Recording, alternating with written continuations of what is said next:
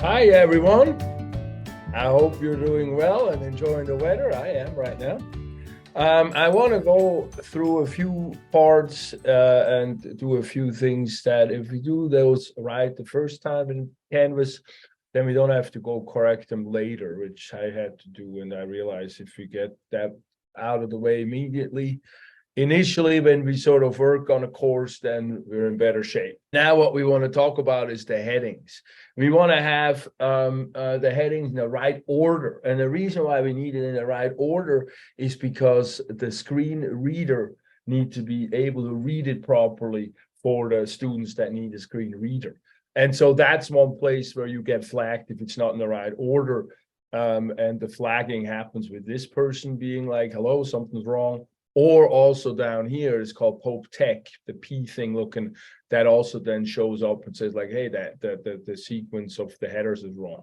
And so we always want to be in the right sequence. So the first actually header one is the page title. So that one's taken up automatically. And so we start with header 2. And so what we do is we go with the tab into it, and then we say header, or if we say paragraph and we have text, we say paragraph, but here's heading 2. And so then afterwards, you can still go and manipulate the size and the font and the color and all that stuff. But you want to have it be properly paragraphed because of that screen reader. So then we go, if another title, title in a section is a header 3, and a subtitle a header 4, and then the text is a paragraph. And again, you can still manipulate those. Sometimes when I copy paste text in, I have to format it, just even though it looks like it's a 12, but when I can save it, then it looks like it's a 10 on the actual website. So then the next thing we're going to do from after the sectioning, we're going to talk about lists. And so when you want to make a list, you want to work with these 3 dots here, and then this list tool here, or whatever they call it, a tool, I guess. So you want to type the list out without the dots in front. So you don't type 1 dot, you just type it out. Then you highlight it. Then you go to these 3 dots up here. Then these appears. You go to this tool, and then you press it down, and then you can say, I want a number, or I want a dot. If you do it that way, the screen reader knows what to do. It recognizes it as a list. So then the next one is a table. We go to this tool in here. We're going to say, let's say we want to do days of the week, morning, afternoon. And then over here, we can say AM, PM, morning, afternoon. I just want to be fast here. We can make the text go center line. So that's also easier that way.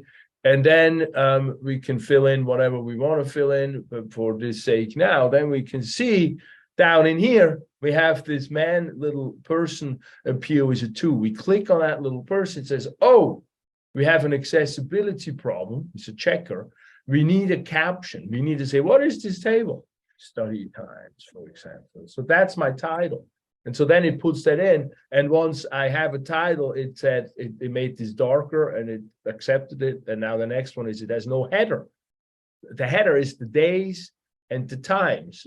And so I got a header row and a header column in that. So that way, if I have that, the screen reader will know what to do with it, will know what to read and how to read it for the ones who need to listen to it and can't see it.